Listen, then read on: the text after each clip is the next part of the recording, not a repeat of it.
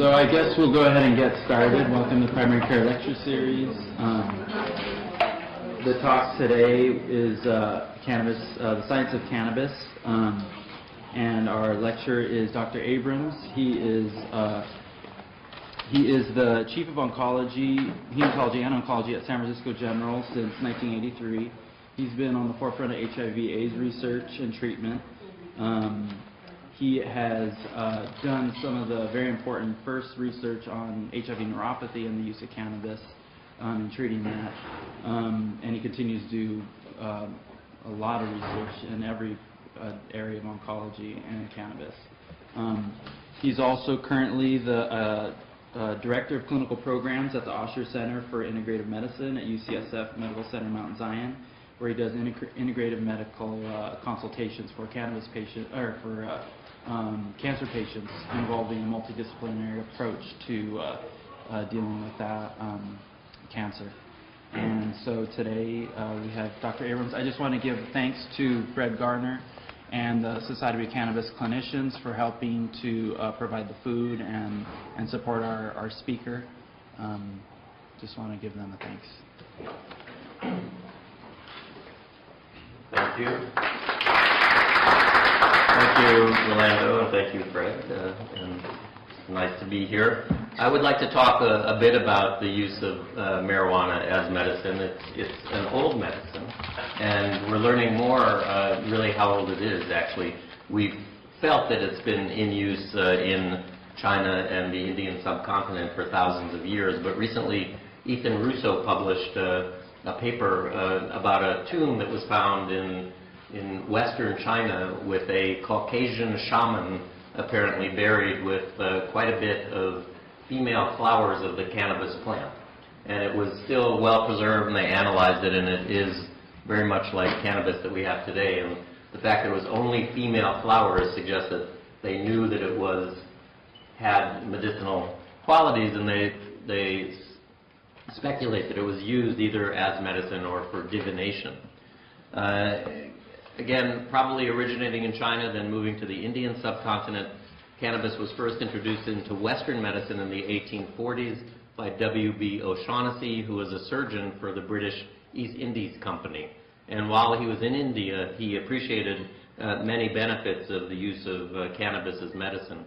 It was ultimately reported to be Queen Elizabeth's favorite treatment for her dysmenorrhea.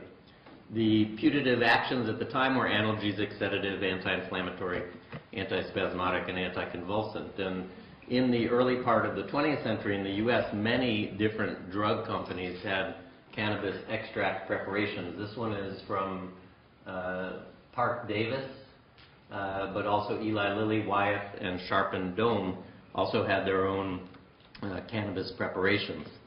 The interest, however, in the use of this whole plant compound as a medicine began to decrease in the early 1900s with the availability of agents that actually targeted just one of the indications for which cannabis was recommended.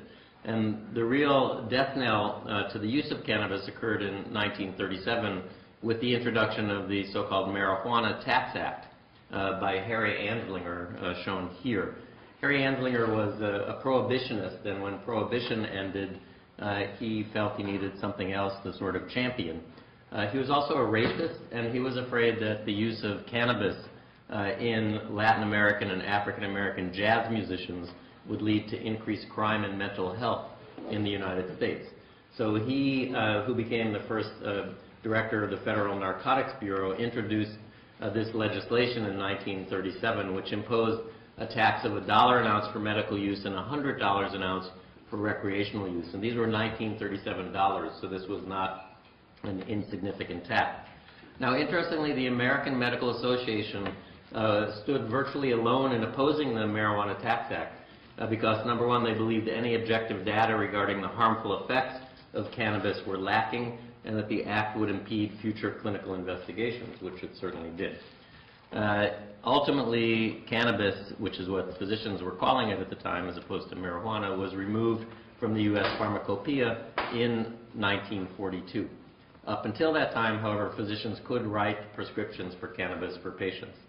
In 1942, also, the LaGuardia Commission issued its report, Fiorella LaGuardia, the mayor of New York, brought together a group of scientists to investigate whether the claim that cannabis use would increase mental illness and crime was valid, and in fact they concluded that this was a safe and effective medicine and there was no evidence of increased crime and mental illness. Approximately every 10 years, a government mandated investigation into cannabis as medicine is put forth. The last one was in 1999, the Institute of Medicine report, Marijuana as Medicine, and they all basically come to the same conclusion, that it's a useful medicine, but they're largely ignored.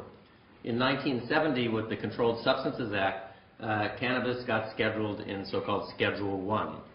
Schedule I drugs have a high potential for abuse and no accepted medical use.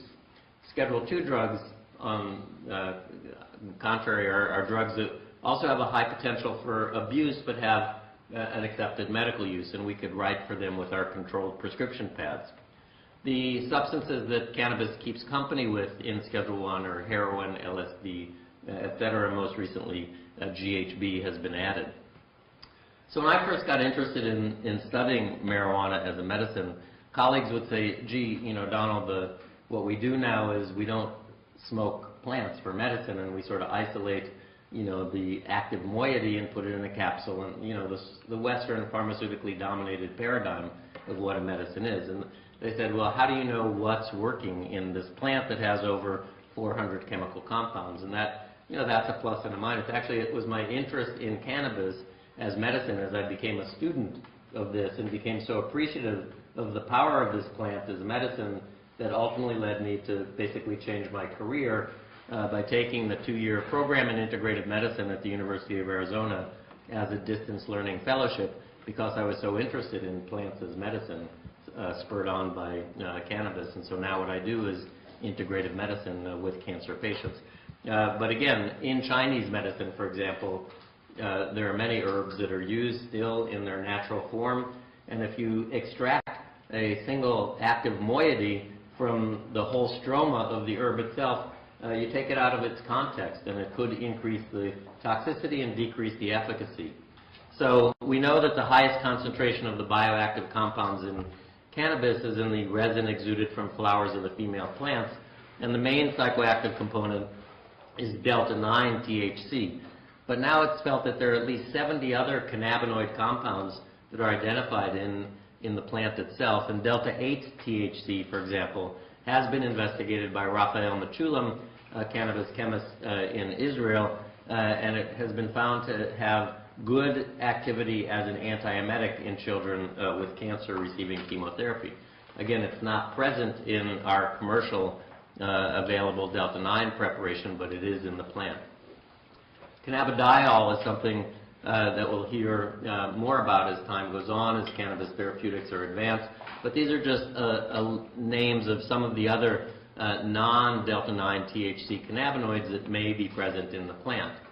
And again, these secondary compounds may enhance the beneficial effects of THC and also reduce some of the adverse effects. Anxiety, the drying, and the immune suppression, if there is any, may be modulated by the other components.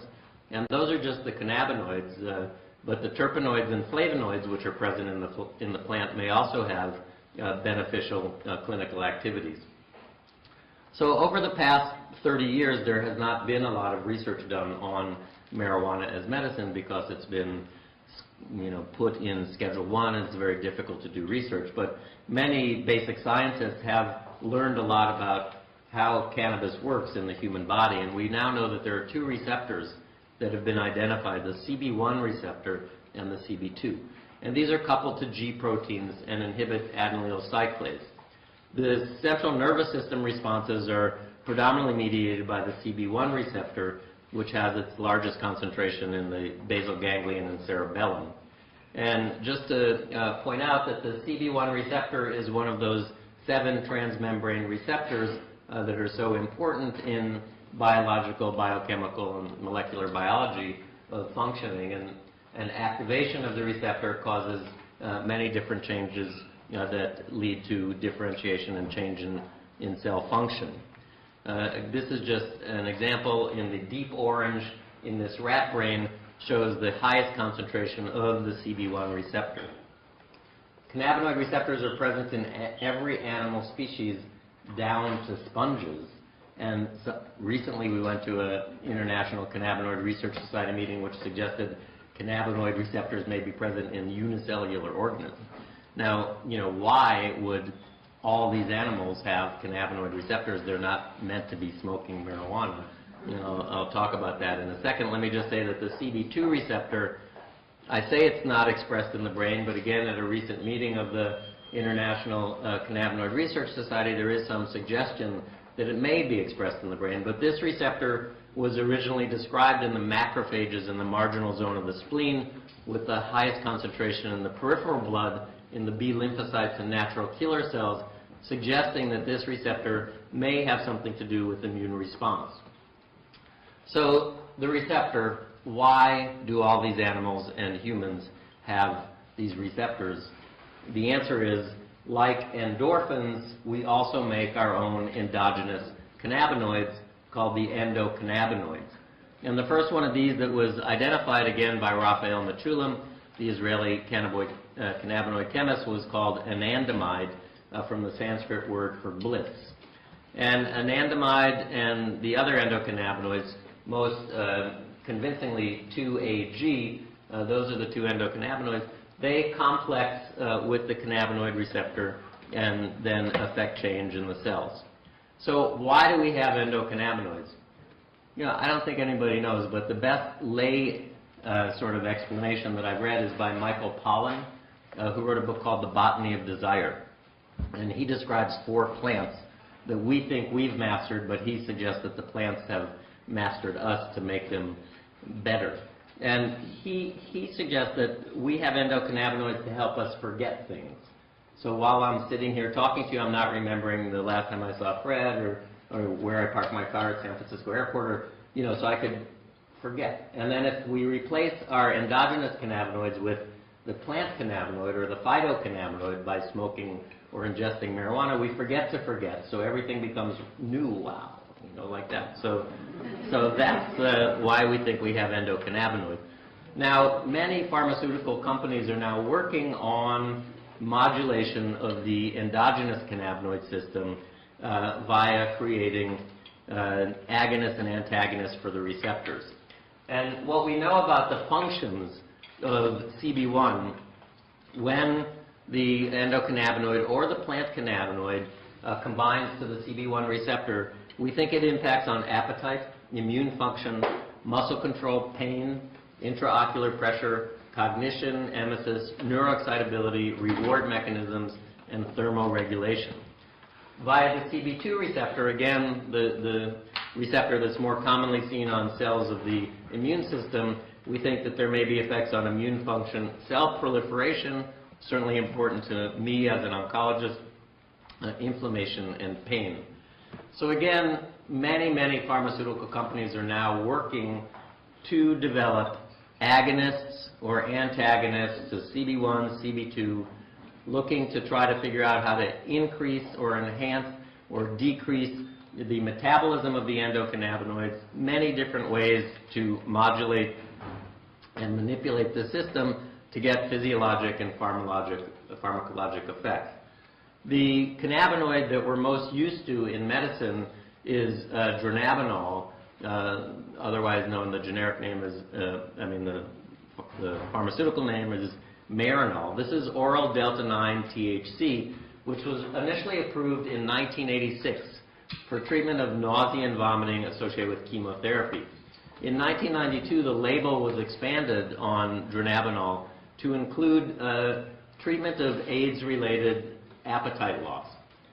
You guys are all too young to remember, but in 1992, before we had effective antiretroviral drugs, the largest, second most common cause of death in people living with HIV after pneumocystis pneumonia was the AIDS wasting syndrome. These patients couldn't eat, they had fever, diarrhea, they lost weight, they became skeletal like concentration camp victims. The first drug that was approved for the treatment of this disorder was Megace. But the second drug was dronabinol.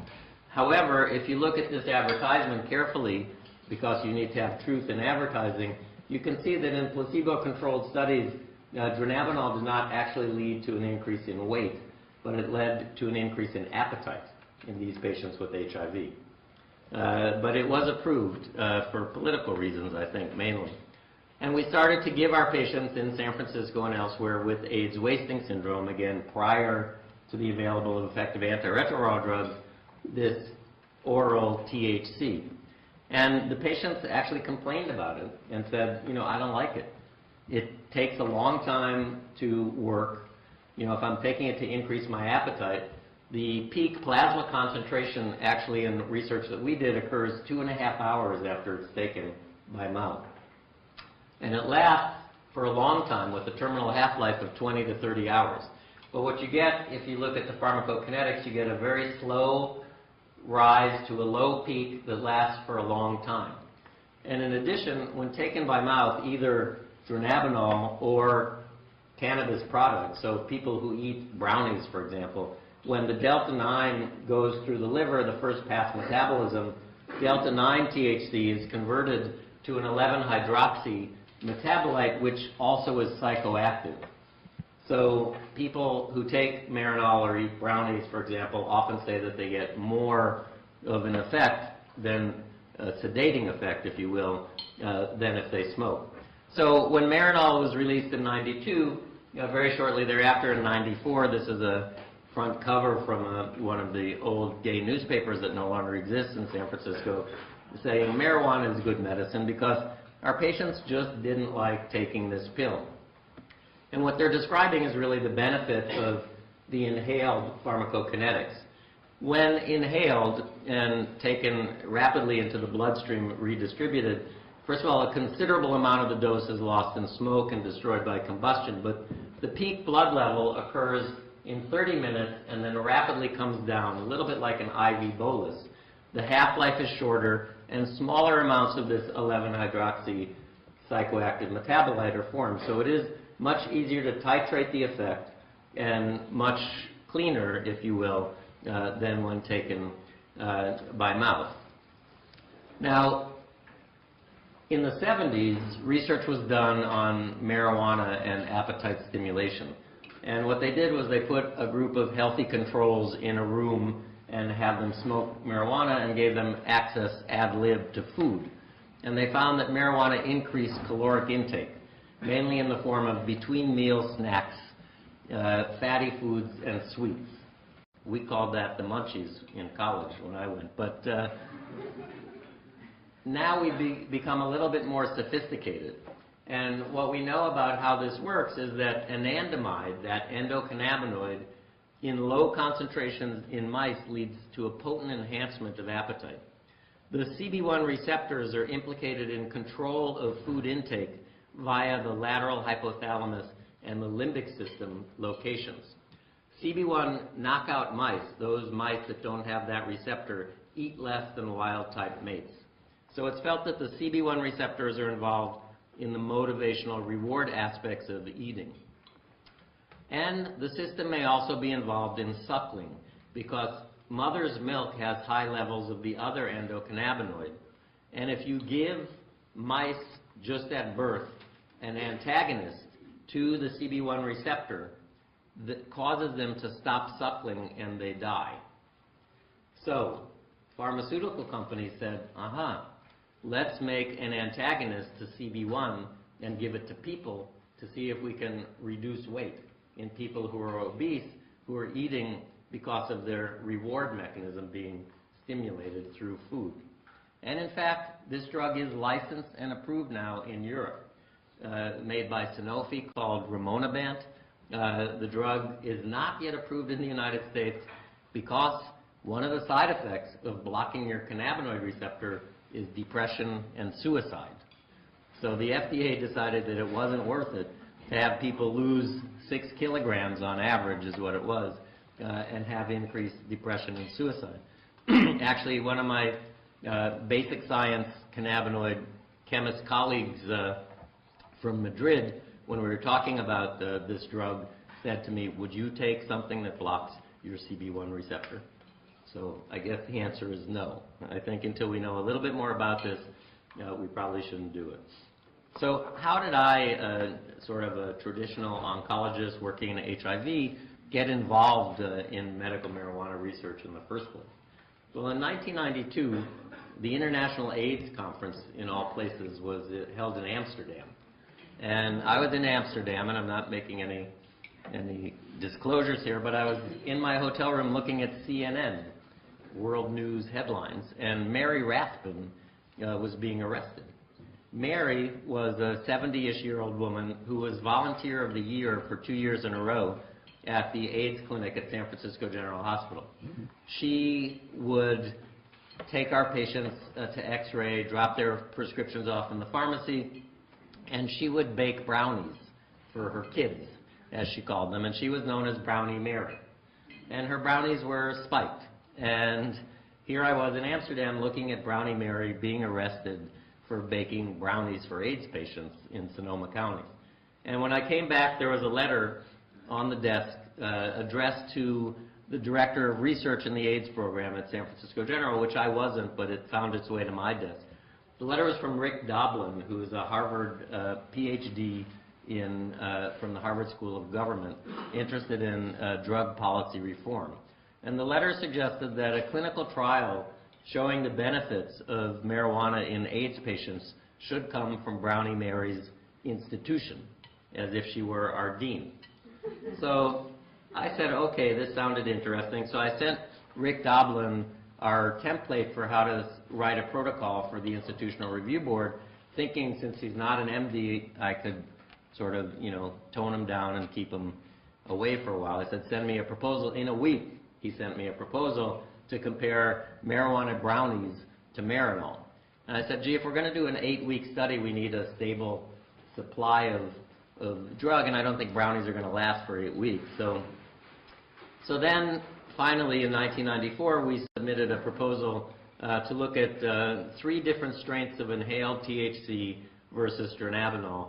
But we couldn't get the marijuana from the federal government, the only legal source of marijuana. And they didn't think it was a very good study. They weren't happy about us giving marijuana to outpatients. So in '96, we submitted another study to the government saying we were going to do a much more elegant inpatient study in our General Clinical Research Center. And again, they didn't like it because our endpoint was, does marijuana have a medicinal benefit?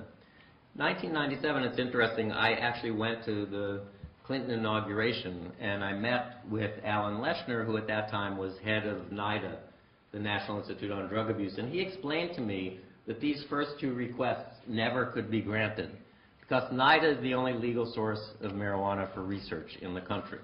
And NIDA has a congressional mandate to study substances of abuse as substances of abuse. He said we're the National Institute on Drug Abuse, not for drug abuse. So we cannot give you marijuana to study to see if it has a medicinal benefit. So in 1997, a few things happened. The state of California voted to allow us to discuss with patients the use of marijuana, the Compassionate Use Act. Protease inhibitors became widely used in patients with HIV, and they no longer developed the wasting syndrome. But there was a report of a patient dying because of a drug-drug interaction between protease inhibitors and ecstasy, a street drug. And so I looked and I found that in fact cytochrome P450, which is the key to metabolism of the protease inhibitors, also interacts with cannabinoids. So in 1997, understanding that I could not do a study looking at efficacy, I proposed a study looking at the safety of marijuana in patients with HIV taking protease inhibitors to determine whether or not there may be an interaction between cannabis and protease inhibitors that would lead to either a change in the amount of virus in the bloodstream or an interaction between cannabis and the immune system, because there was this suggestion that it's related to the immune system that may lead to a change in the HIV RNA in the bloodstream. This was a 25-day inpatient study in our General Clinical Research Center. We enrolled 67 people, and we ultimately analyzed 62 who completed the study.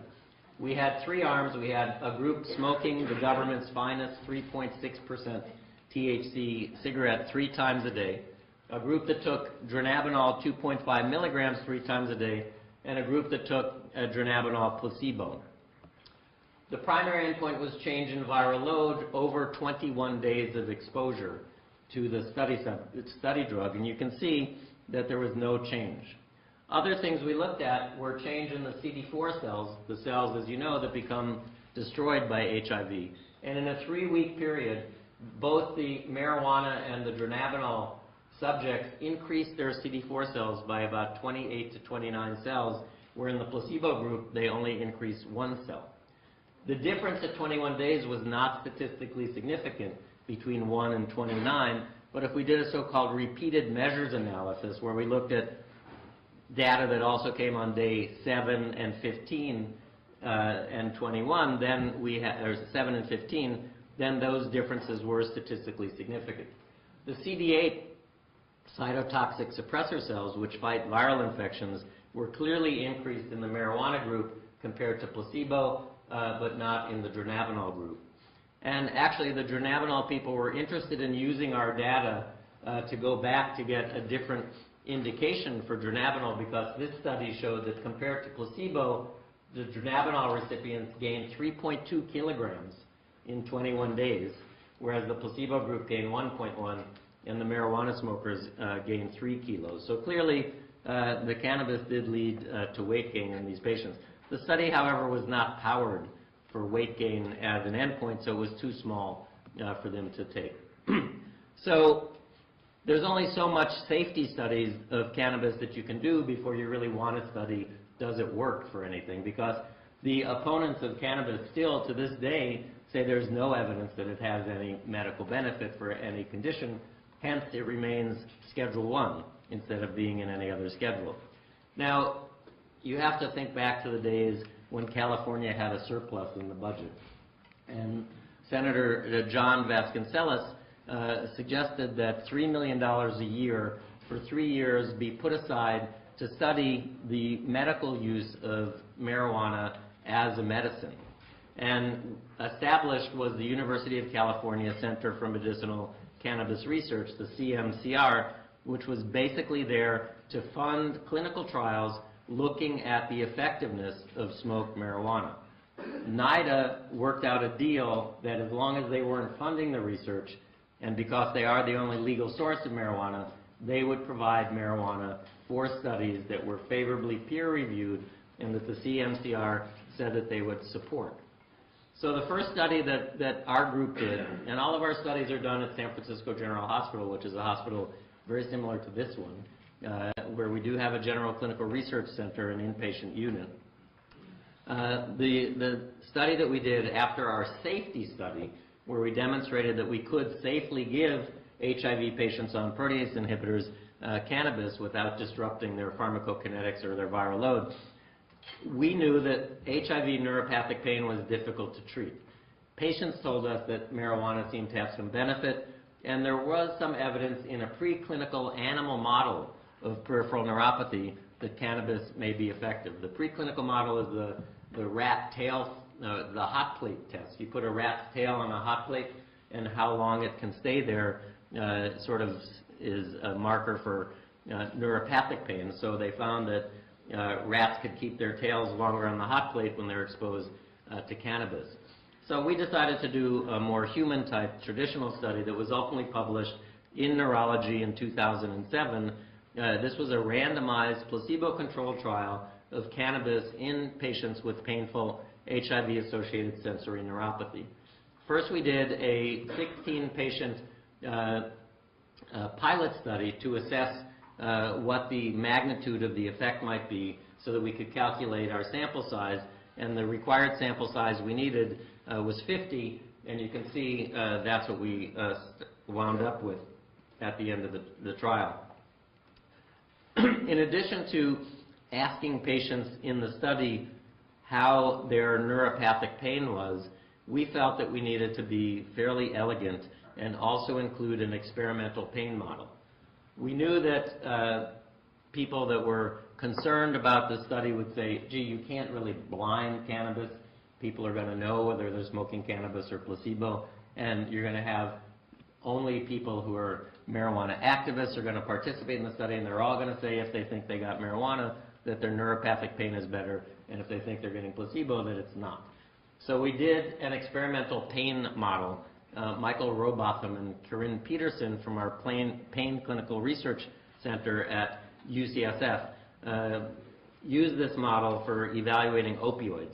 You heat the skin for 30 minutes to 40 degrees Celsius, and it creates a rectangle of erythema, on top of which then you rub capsaicin cream. And this creates an area of hypesthesia and allodynia around this rectangle, which you measure out with the patient looking over here. You use a brush or a foam pad and you ask them where it changes. So it's very much objective and not at all subjective. And we measure before and after smoking the area of hypesthesia and allodynia. So this was a 5-day study that had a 2-day lead-in. Patients needed to have a pain score above 40 out of 100. They came in at 60. After the 2-day lead-in, being off their feet, not doing stuff around their house, their pain dropped a little. But after smoking the cannabis, you can see our endpoint was the percent of patients whose pain is reduced greater than 30%, because my pain colleagues feel that 30% is a good threshold. And you can see that the pain this is the placebo group, and this is the cannabis group, and we had a significant reduction in pain. And these are the also looking at the areas in the experimental pain model. The placebo group didn't change, and the cannabis group did. So we had correlation between the experimental pain model and the patient's chronic neuropathic pain, which led us to conclude then that smoked cannabis is an effective treatment in patients with painful HIV-related peripheral neuropathy, also effective in attenuating the central sensitization produced by standardized experimental pain. And in fact, when we calculated the number needed to treat, the number needed to treat was about 3.6. 3.6 people needed to be treated to get 1 to have a response. That's the same as gabapentin in HIV neuropathy. Now, we didn't compare gabapentin to smoked marijuana in this study, but from other studies of gabapentin, the magnitude of this pain reduction is similar to what's seen in the current standard of care. Todd Mikaria, who just died earlier last year, took all these pictures of old cannabis therapies, and after we published the neuropathy paper in neurology, sent me this slide and said, thank you for reinventing what we've known for 100 years, that cannabis is useful in neuropathic pains. Cannabinoids in pain are probably I told you what the endocannabinoids are to help us forget, and Michael Pollan in his second book he wrote, The Omnivore's Dilemma, describes sort of being a hunter and going out hunting for an animal and how he just stand very still, hold the gun in this awkward position, and develop all these pains, and postulates that animals that are predators, that's probably why they have endocannabinoids, so they could hunt effectively and forget that they have pain. So there is this link between the analgesic system and the cannabinoids, and elevated levels of the CB1 receptor, like the opioid receptor, are found in areas of the brain that modulate processing of noxious stimuli. We also think that the CB1 and CB2 agonists have peripheral analgesic actions, and cannabinoids may also have anti-inflammatory effects. The analgesic effects of cannabinoids are not blocked by opioid antagonists, so they have different pathways. Cannabinoids interact with the kappa opioid system in production of pain relief. The analgesic effects of opioids are mediated by other receptors, but they may be enhanced by the cannabinoid effects. In mice and rats, THC greatly enhances the analgesic effects of opioids in a synergistic fashion, so more than additive. So there is a possibility that cannabis can allow patients on opioids to take opioids for longer periods of time at a lower dose. So currently we're doing a study, which we're just about to finish, where we're evaluating cannabis on blood levels of prescribed opioids. We're enrolling patients with pain who are taking MS-Contin or OxyContin, and we're evaluating the impact of 5 days of cannabis on the levels of the opioids in their bloodstream. Now again, this is NIDA funded. So you would think that what I really want to know is the impact on their pain, but it's NIDA funded. So I cannot study the beneficial effects. So I'm just doing an interaction, a pharmacokinetic interaction like my first NIDA funded study. Now unfortunately, now that I know a little bit more, I may not see a change in the plasma opioid levels because the action might be intracellular. But I'm doing pharmacokinetic. But I'm also asking these patients as they're in our GCRC, hey, how's your pain today? And it's very dramatic. And again, you can't read this too well, but this is cannabis and morphine in one of these sharpened dome products, which I think it's poison because it actually has chocolate in it. That's probably why they call it poison. So as an oncologist, the symptoms that I have to deal with in my cancer patients are numerous and well known to all of you. Weight loss, cachexia, early satiety, anorexia, moderate to severe pain, anxiety or depression, and nausea and vomiting. Now, in the 70s, Jimmy Carter was president, and he was a bit lax, as they say, on drugs compared to some of the people that have followed. And young people in the 70s got cancer, unfortunately, if they got Hodgkin's disease and they were smoking marijuana. And their oncologists only had compazine to prescribe for nausea. We didn't have what we have today in our armamentarium. And that's how we learned that cannabis is a useful antiemetic for patients taking chemotherapy through anecdote. But in randomized trials, oral THC was found to be better than placebo and equivalent or superior to a compazine. Smoked THC appeared superior to oral. But I think if we had a line up now, we would say that certainly our serotonin antagonists are the most effective. But they don't work for everybody. And so it's good to have other agents in our toolbox. Now, Rick Doblin, who I mentioned earlier, actually published in the Journal of Clinical Oncology in 1991 a survey that he did of members of the American Society of Clinical Oncology, at which time in 1990, 44% had recommended marijuana to at least one patient.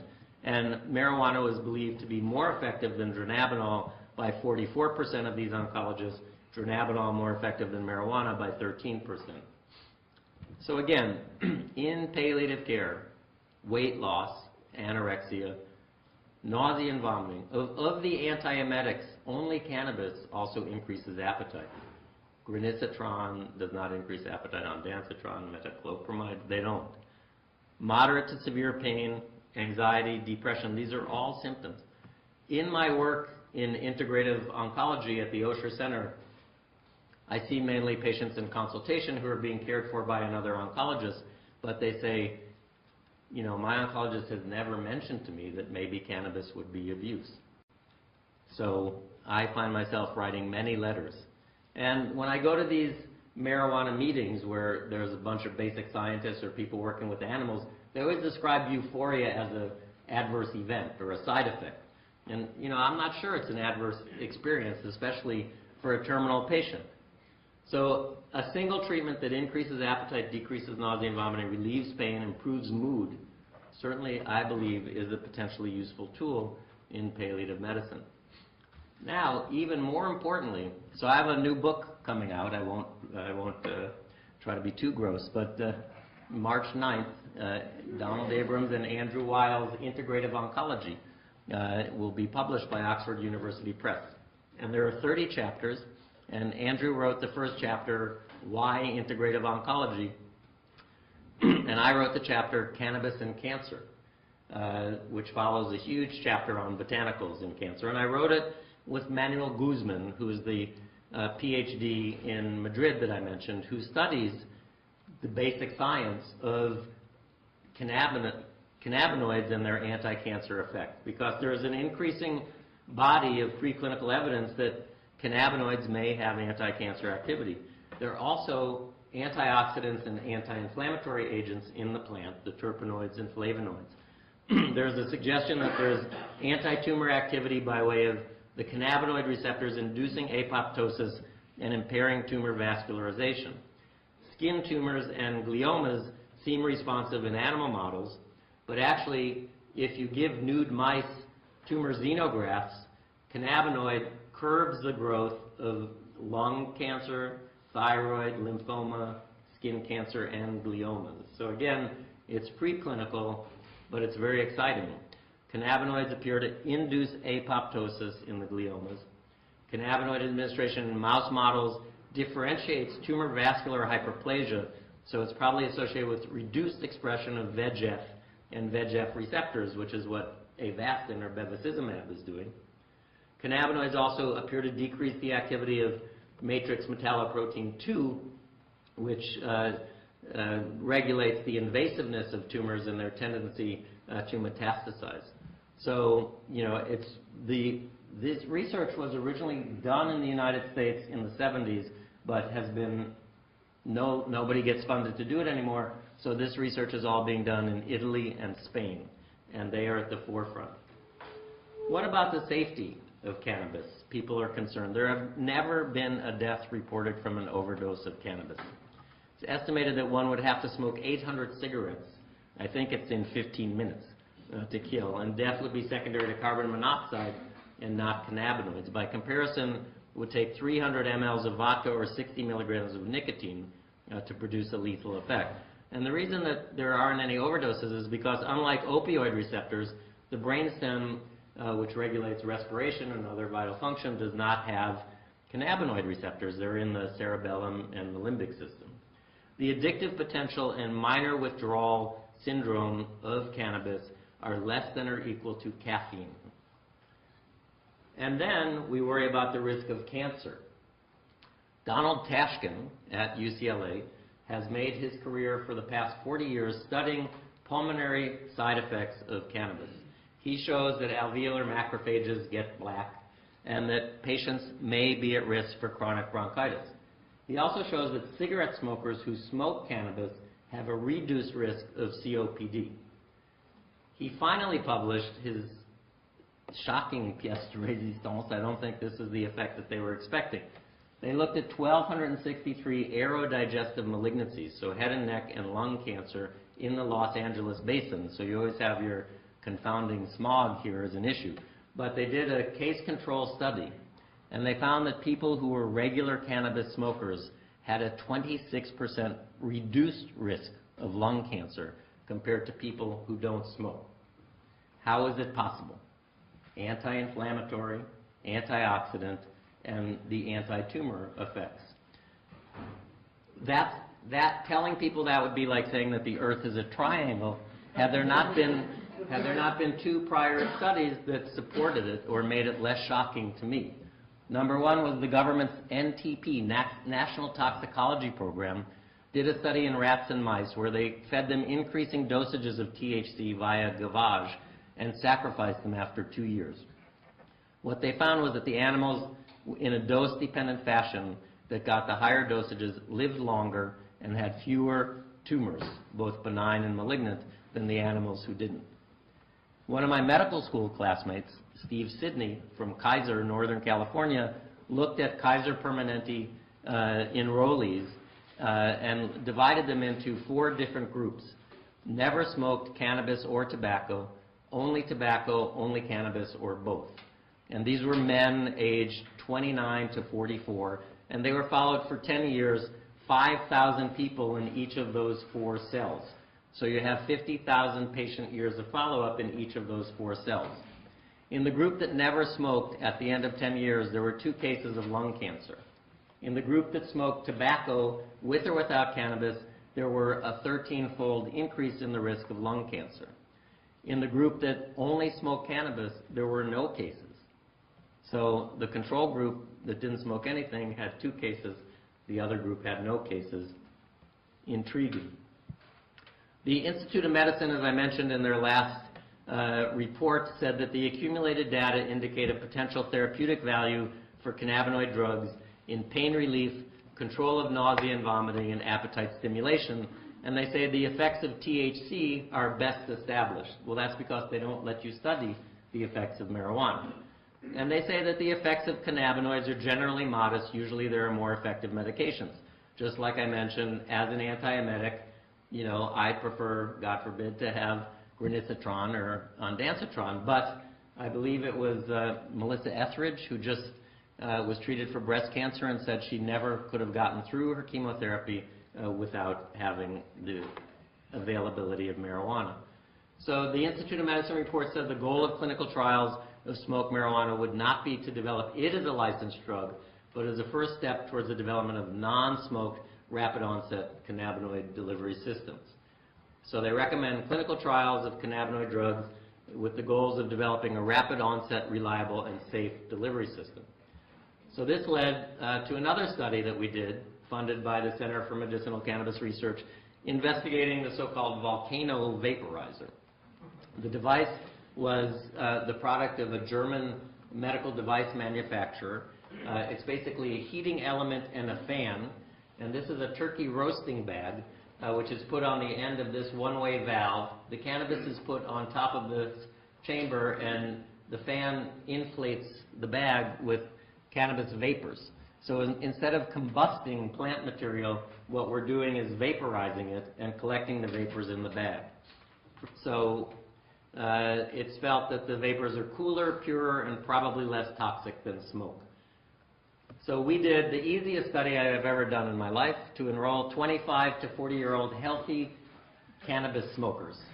And they were admitted to our GCRC for 6 days, and they got $500. And each day they got a half of one of 3 dose strength NIDA cigarettes to either smoke or vaporize. And that was an easy study. And the results are shown here. We looked at 1.7% THC, 3.4%, and the high test 6.8% THC. And you can see smoking and vaporization, the THC in the blood was exactly the same. We looked at expired carbon monoxide, which is a marker of noxious gases. And in the vaporizer group, they were flat. And in the smoke group, they went up and came down. So less exposure to noxious gases. One thing that almost didn't get the paper published was we asked the patients to rate their high, and one of the reviewers wanted to know what the absolute values standard was that I used to validate this scale for high. I mean, how do you answer that question? Anyway, you can see that the neuropsychiatric effect was similar in the 2 groups. So we concluded that vaporization of cannabis is safe and effective.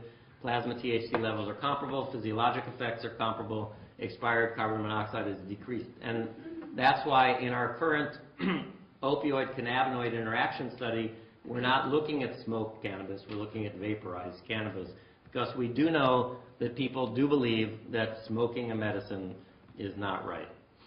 Now let me just remind you about the law as it's been in California for now 13 years, and what our rights are and our protections are as physicians.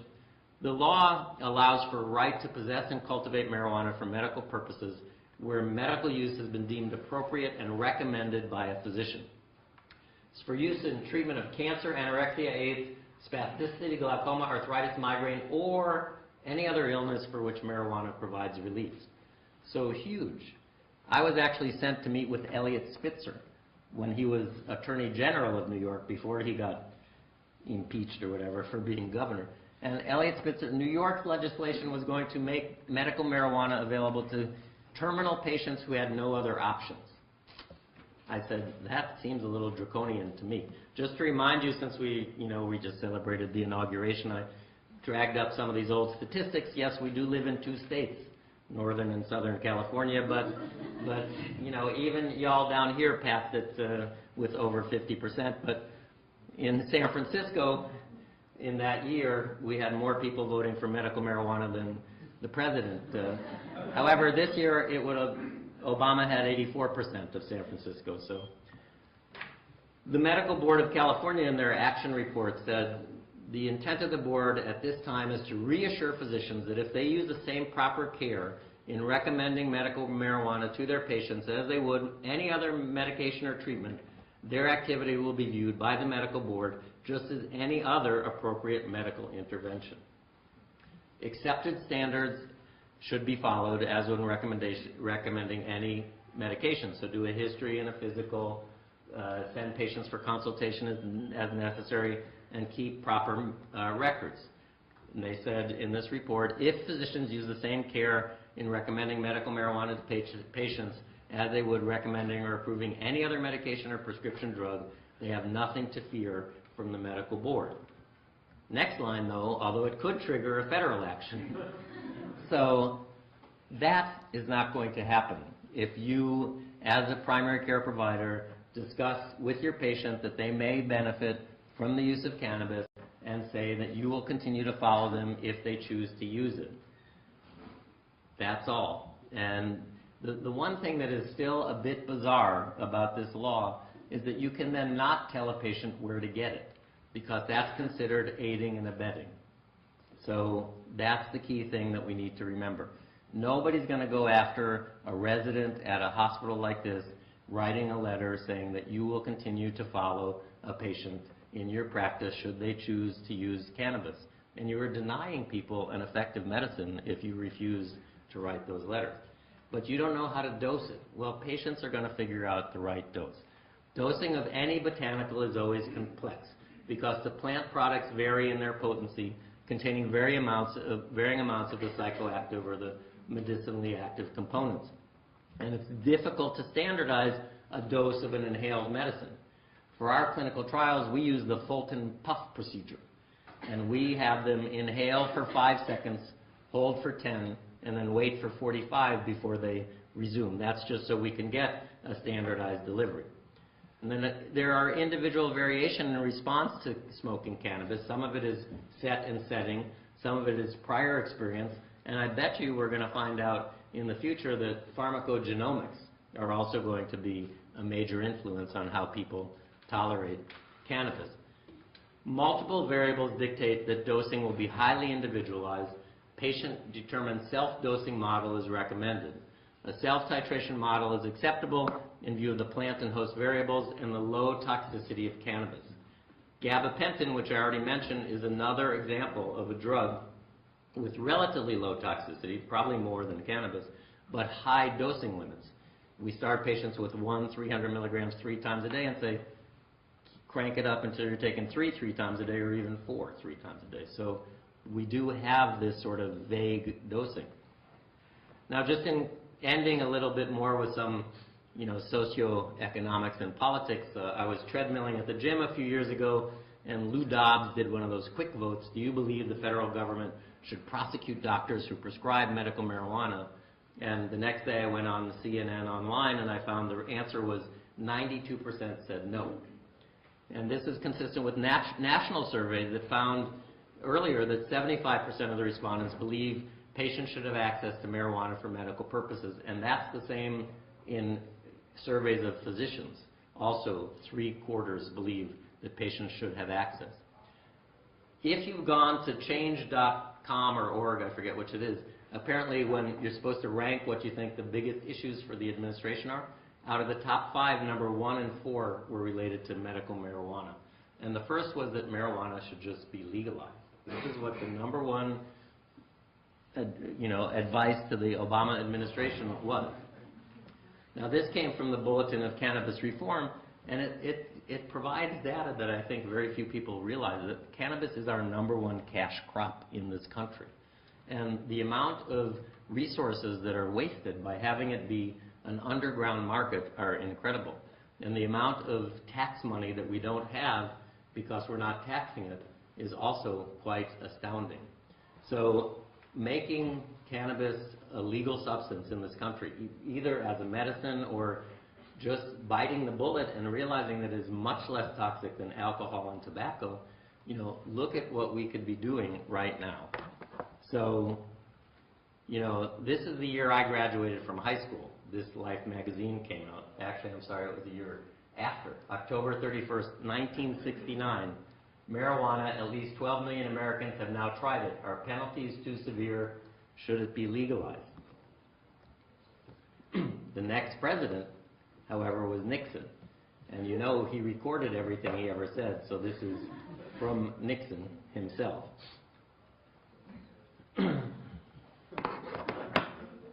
My reason for continuing to be involved in the study of medical marijuana is I believe that the history of medicine suggests that in these days of genomic medicine and nanotechnology, that really, to be grounded, we do need to return to our roots.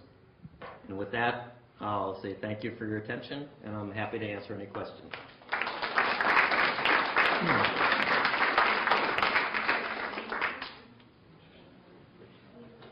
Question? Nothing.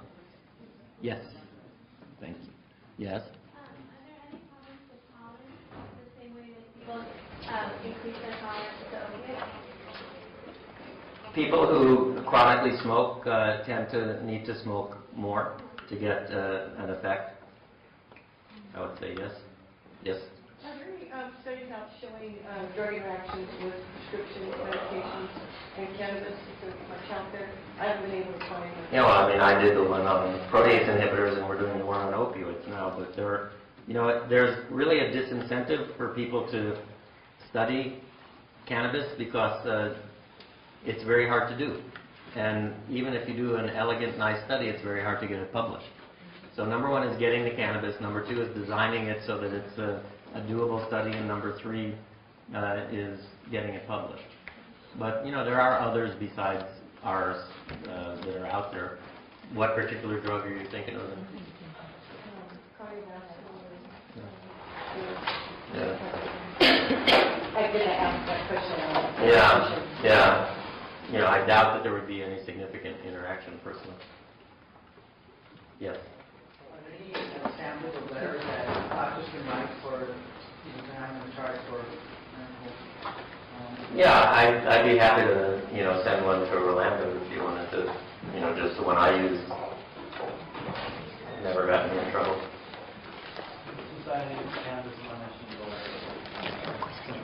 The Society for Cannabis Clinicians, he said, also has some information. Also normal.